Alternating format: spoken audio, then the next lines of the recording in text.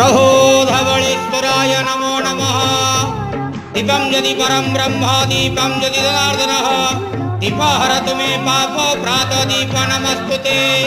प्रभु धवळेश्वराय नमः। करचरणकृतं वः कायजं कर्मजं वः श्रवणनयनतं वा मानसं वा पराधं विहितं वा सर्वमेतत्क्षमास्त्वं।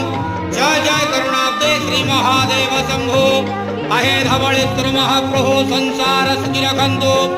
आज पवित्र मार्गशीर मासर शुभ सोमवार रे समस्त श्रद्धालु भक्त मानक आशीर्वाद करंतु, मनस्कामना पूर्ण करंतु, कर्म क्षेत्र उन्नति करंतु, ग्रहरिष्ट मान खंडन करंतु, जगतर मंगल करंतु, विश्वर कल्याण करंतु, आपणकर नाम विख्यात करंतु, सब कर डाक श्रवण करंतु। बाबा धवळेश्वराय नमो नमः।